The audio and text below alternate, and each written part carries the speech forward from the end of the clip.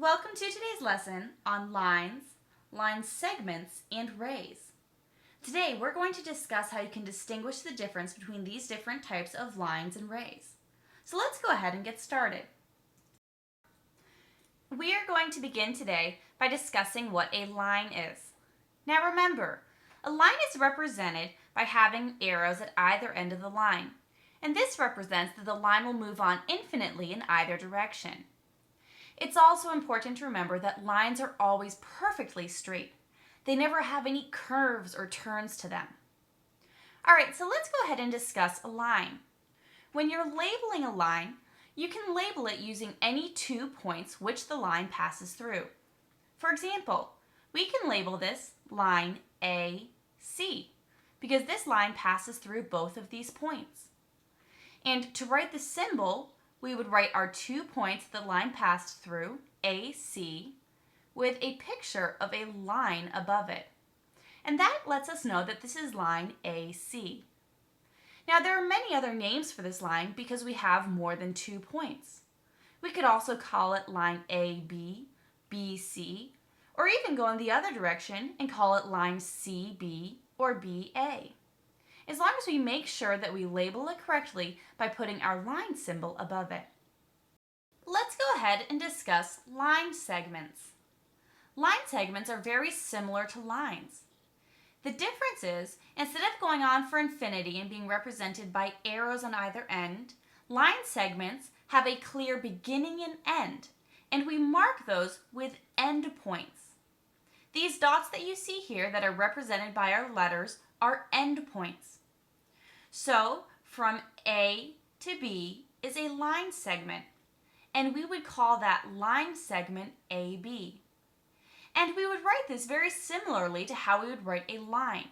However, a line is symbolized still with its arrows on either end to show that it's continuing on, whereas a line segment has a clear beginning and end. Lastly, let's discuss a ray.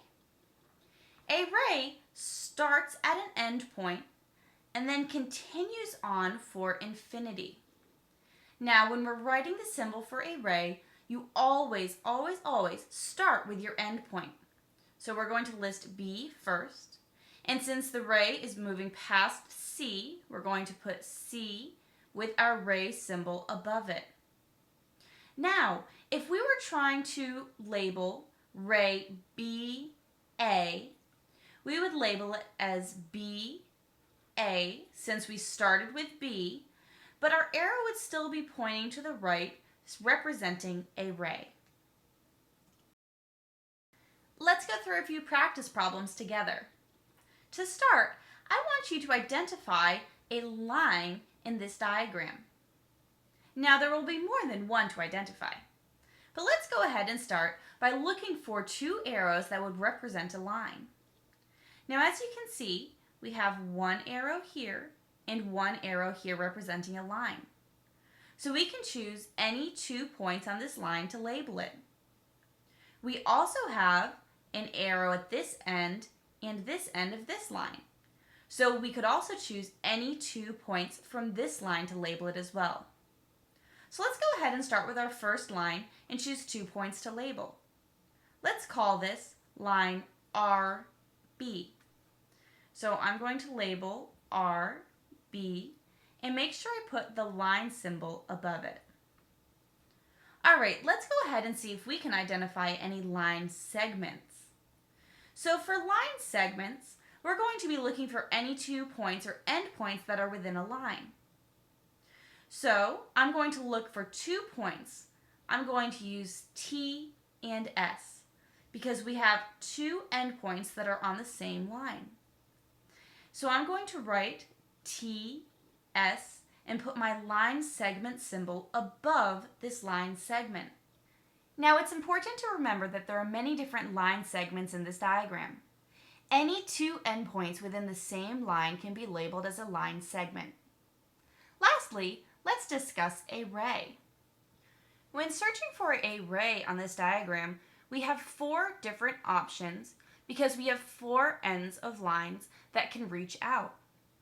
So let's go ahead and start by finding an end point and we're going to start with our center point, which is R.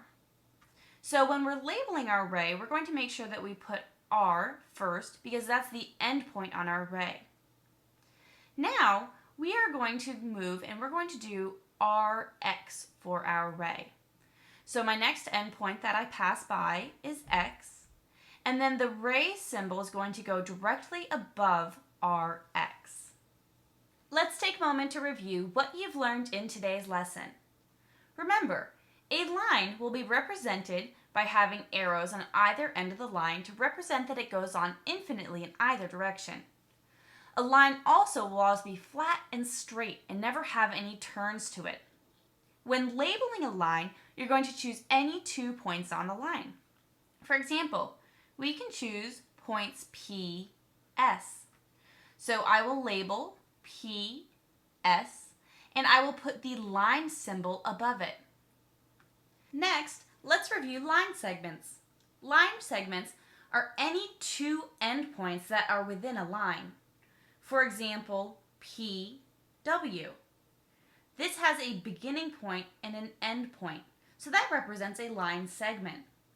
To write the symbol for a line segment, you're going to write your 2 endpoints, in this case P, W, with the line segment symbol above it. And lastly, we have a ray.